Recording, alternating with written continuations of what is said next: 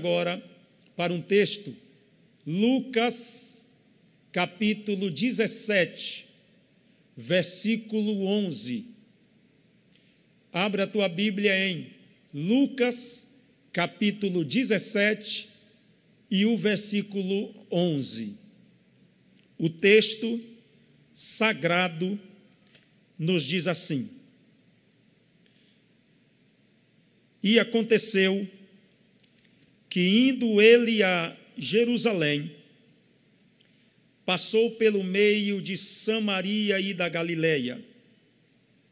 E entrando numa certa aldeia, saíram-lhe ao encontro 10 homens leprosos, os quais pararam de longe e levantaram a voz, dizendo: Jesus, Mestre, Jesus, Mestre, tem misericórdia de nós. E ele, vendo-os, disse-lhes: Ide e mostrai-vos aos sacerdotes. E aconteceu que, indo eles, ficaram limpos. Interessante.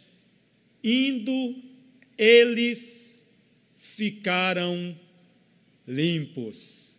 Glória a Jesus de Nazaré. Querida Igreja do Deus vivo, amigos queridos que ouvem a palavra de Deus, internautas nesse período de quarentena e de pandemia, dos 4 homens que retrataram a vida de Jesus,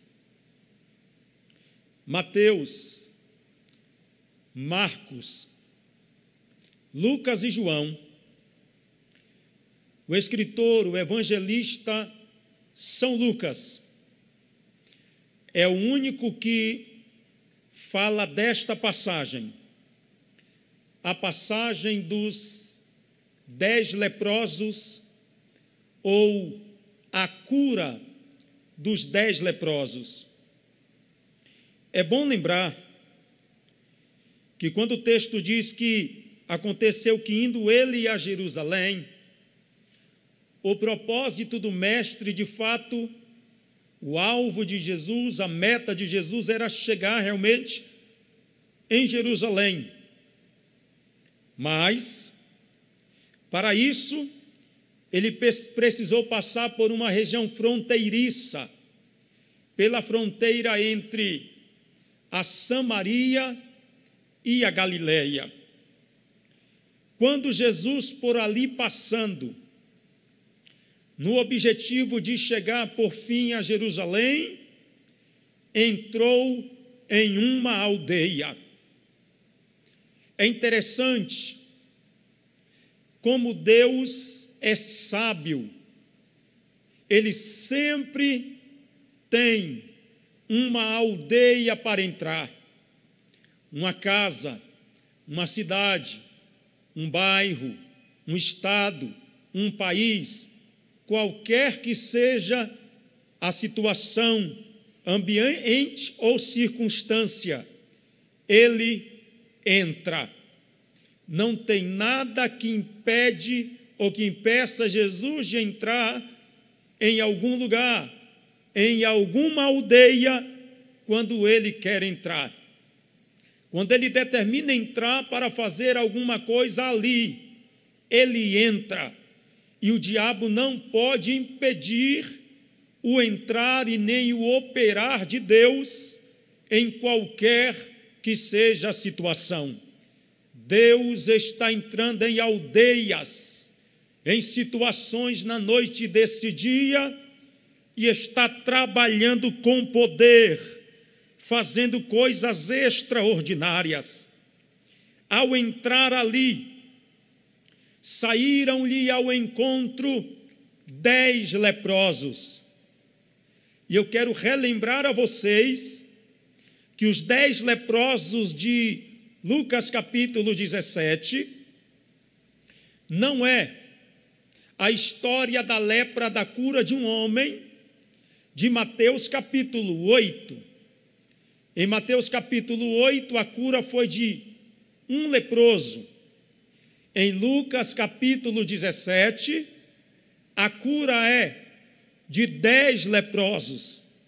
São 10 leprosos que, vendo Jesus entrar na aldeia, saem-lhe ao encontro.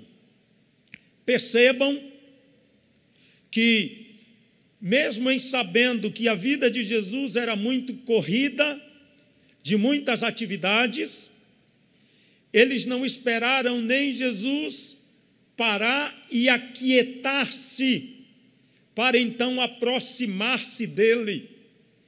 Mas ao Senhor Jesus entrar, eles aproveitaram para se aproximar. A verdade é que na noite desse dia, existem causas, e existem causas urgentíssimas.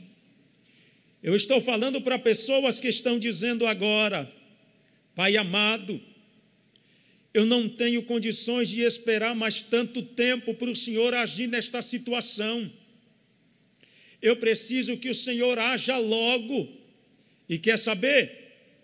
Acalenta seu coração, porque Jesus está entrando, vendo a sua necessidade ao sair, ao ir ao encontro dele, e ele manda eu te dizer, por essa palavra que estou pregando, essa palavra que não pode errar: eu conheço a urgência da tua situação, por isso estou entrando nesta aldeia, na sua aldeia, para visitar situações que foram esquecidas por pessoas, mas eu não esqueci e nem ignorei.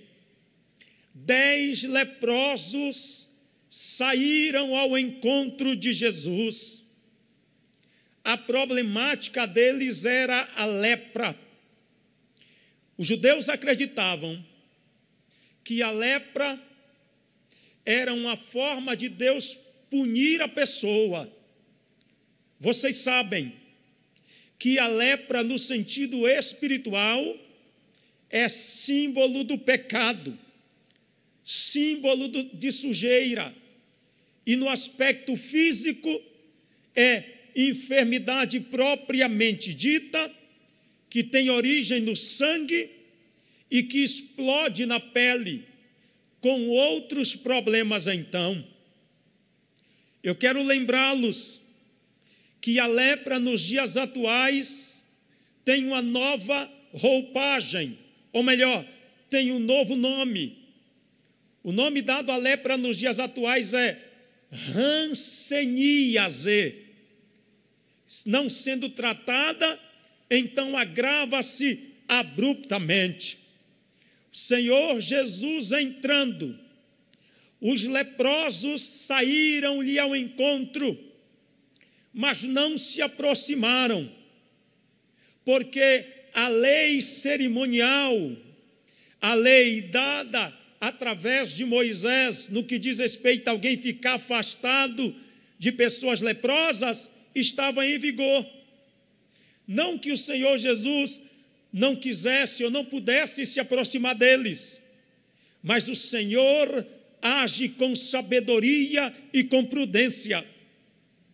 Ao se aproximar do Senhor Jesus, de longe, ou de onde estava, eles fizeram uma oração. Ora, olha, que oração breve, interessante, mas, na minha opinião, poderosa. Versículo 13 do capítulo 17 diz: e levantaram a voz. Portanto, melhorando a expressão, é mais do que uma oração, isso aqui é um clamor. Levantaram a voz dizendo: Jesus, mestre, tem misericórdia de nós. Amados do Senhor, no original, A palavra misericórdia significa oportunidade. Então, a primeira coisa que eles estavam pedindo ao Senhor era uma oportunidade. Confia em Jesus. Confia nele. Alguém está pedindo misericórdia na noite desse dia. E eu quero tratar essa questão do pedido da misericórdia, no sentido de você confiar que Ele vai te dar uma oportunidade, que você vai confiar nele, de que Ele vai intervir na sua causa. Confia nele em pelo menos 2 aspectos, em todas as áreas, claro, mas confia nele em pelo menos 2 aspectos, no aspecto da salvação e no aspecto da cura física também.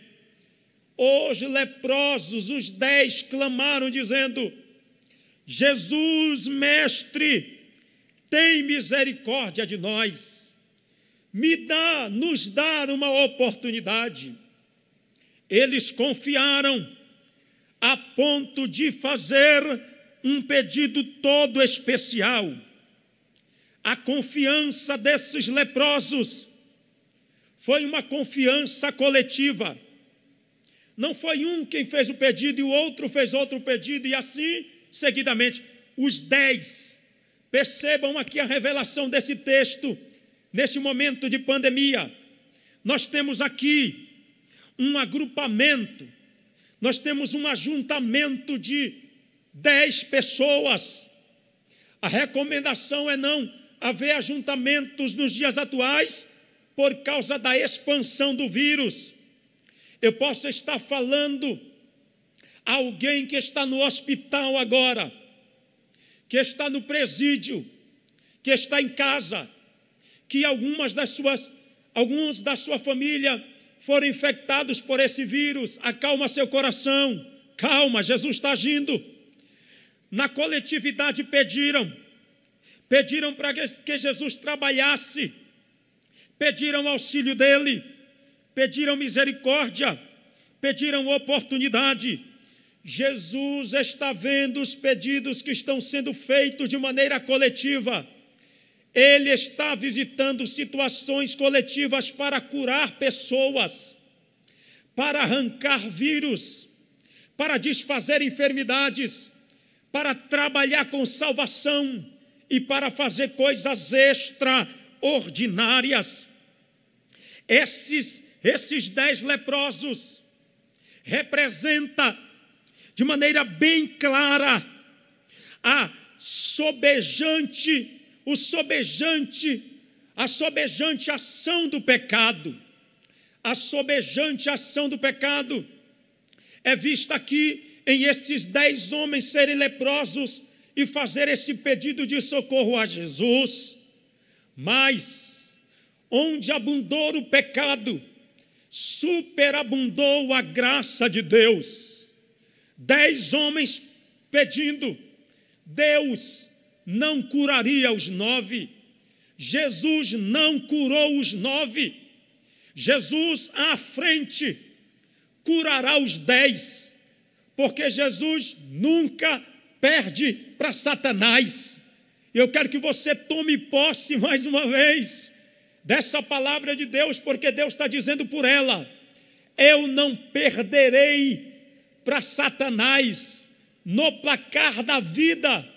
Deus é sempre campeão, Ele é general de guerra, Ele não perde batalha. Confia nele, confia em Jesus, Ele sabe trabalhar. Os 10 leprosos confiaram em Jesus a ponto de fazer-lhe esse pedido. Então, crendo, eles confiaram. Eu quero pontuar com vocês aqui algumas coisas. Primeiro, que essa questão da lepra, de fato, era uma expressão do pecado. Só que nós devemos confiar em Jesus, não apenas pelo fato de sermos limitados pela questão do pecado.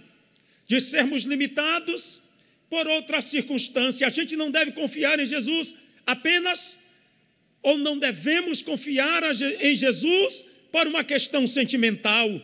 Não, a gente não deve confiar em Jesus pela limitação do pecado, nem por questão sentimental, e nem tampouco por outras questões, como o desespero.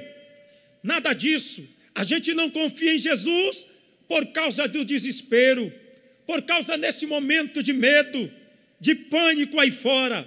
A gente não confia em Jesus por causa de sentimentos. Sentimento não revela confiança.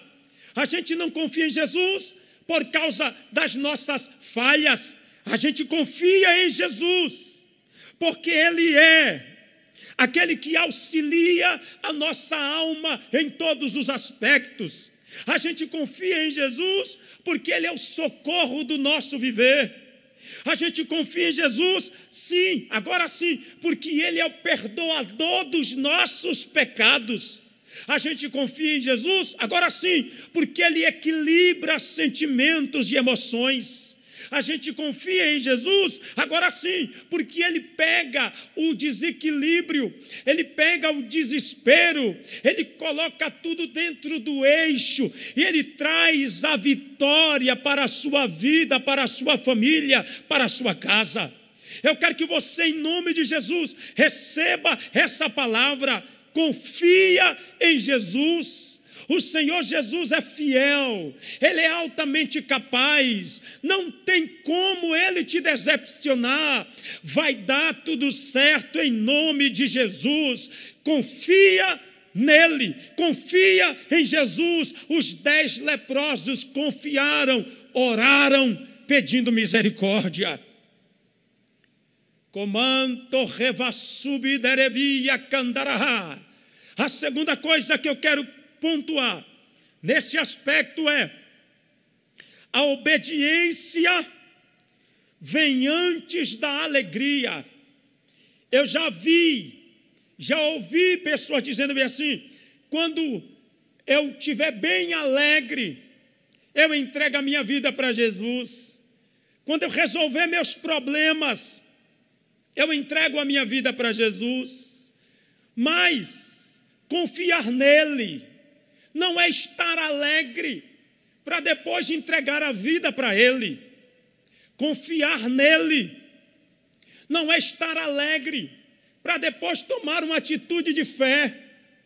Nada disso. Primeiro obediência, depois alegria.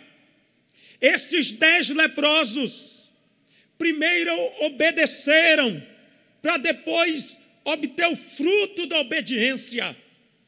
O Senhor Jesus deu a ordem: vá aos sacerdotes, e eles foram. Eles não questionaram, eles obedeceram e voltaram alegres. Eu estou falando para pessoas que também precisam tomar uma atitude de obediência.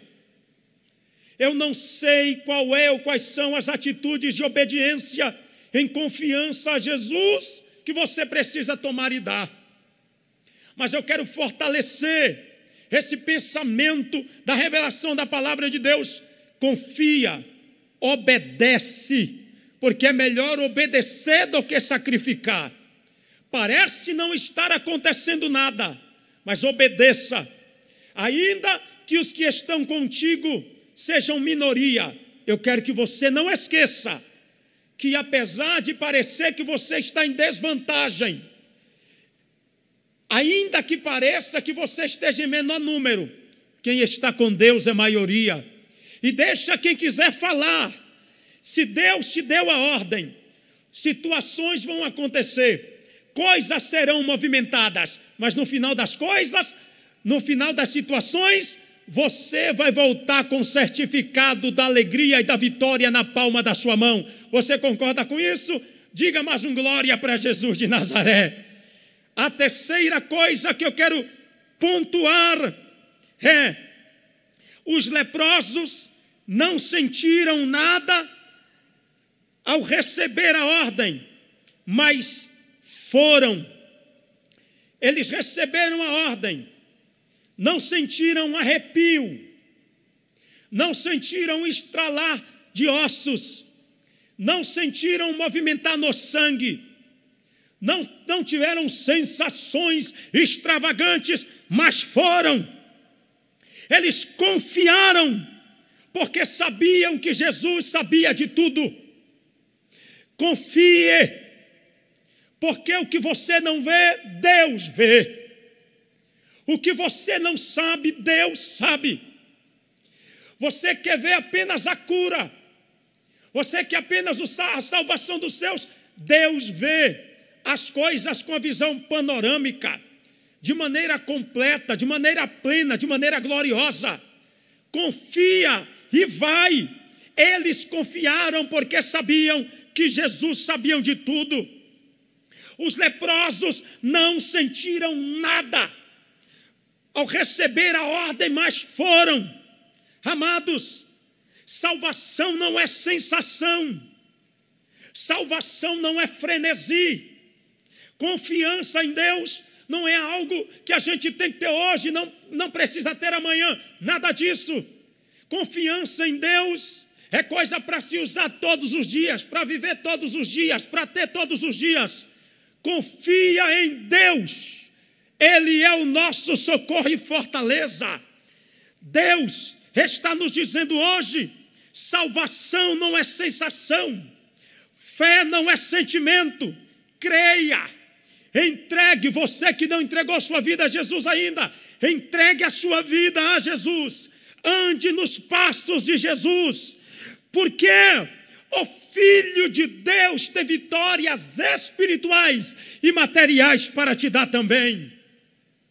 Em penúltimo lugar, no que diz respeito à confiança em Jesus, quer confiar nele, não apenas 50% da sua vida, nem 70%, nem 80%, quer confiar nele de maneira plena, quer se entregar, se derramar aos pés dele, então não se justifique. Tem pessoas que ficam, desculpe a expressão, eu vou usar de gracejo, que ficam com pormenores com Deus, são chamados mimimis, quer colocar suas razões, suas justificativas diante de Deus, quer confiar nele, confia. Se não confia, diga eu não confio. Mas a proposta de Deus é confie, e você não será decepcionado. Eu não posso passar a mão sobre a sua cabeça. Eu não posso dizer confie 50%, confie 70%, confie 80%. Confie 100% nele. Confie de maneira total nele, em nome de Jesus. E não fique com justificativas bobas. Ah, Deus, se eu tivesse uma vida melhor, eu teria mais fé, eu confiaria mais. Ah, Deus, se fulano de tal me ajudasse, eu confiaria mais, eu teria mais fé. Ah, Deus, eu tive uma vida tão difícil. Ah, Deus, eu tive uma vida tão desfavorecida. Um determinado pastor, homem de Deus, pregador do evangelho também, estava à beira da morte, quando um determinado homem chegou ao leito do pastor John Hiatt e disse-lhe: John, confia, você vai confiar a alma a Jesus? O irmão John Hiatt disse: uma alma só? Não, eu não posso confiar apenas uma alma ao Senhor Jesus. Se eu tivesse todas as almas, eu confiaria a Ele todas as almas, porque Ele merece tal confiança, e a minha vida já está 100% na palma das mãos desse Deus que é fiel. Confia, para de justificativas, para de protocolos, para de bobagem, confia de maneira total. Ou a gente declara que confia e confia, ou não confia, porque Ele quer pessoas sinceras que confiem e viva esse relacionamento de confiança. Se confiares, terás recompensa poderosa e favorável nesse ponto, no que diz respeito à confiança também.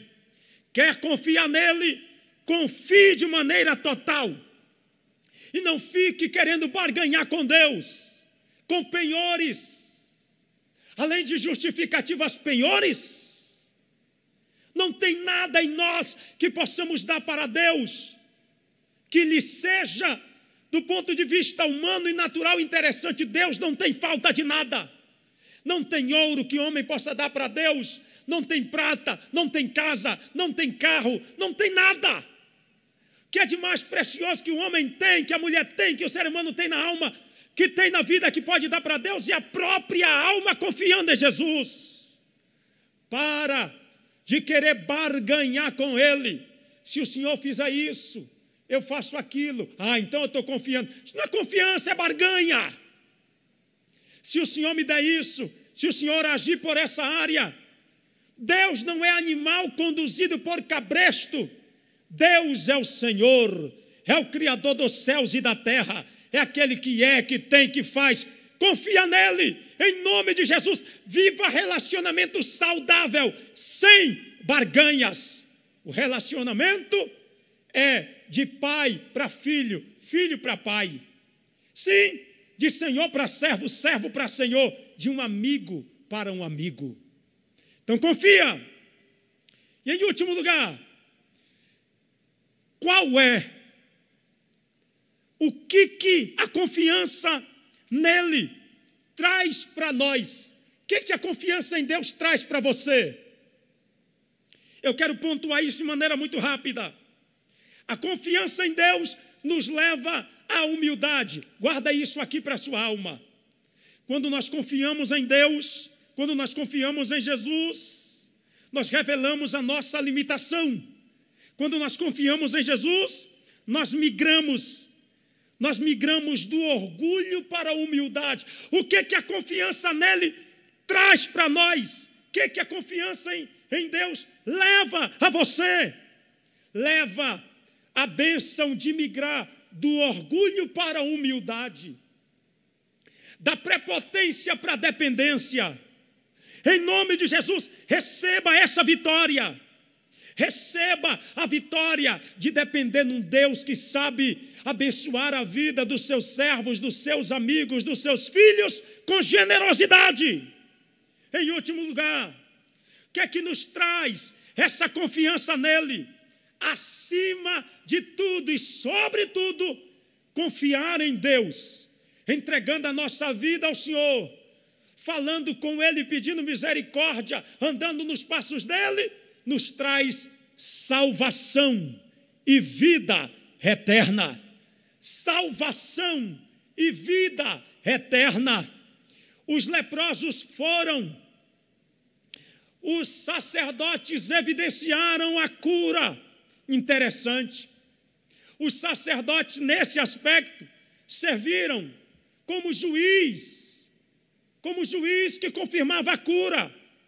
Eles evidenciaram, confirmaram a cura e os homens foram curados. Os 10 foram curados. Confia, porque tem cura espiritual para a sua vida. A cura espiritual é vida eterna e salvação, a vitória sobre o pecado. E também as curas físicas. Voltarás curado, voltarás curada. Pessoas que estão clamando a Jesus nessa noite serão, em nome de Jesus, para a glória de Deus, se puder crer e confiar, serão curadas. Você crê nisso? Você toma posse dessa maravilhosa palavra de Deus?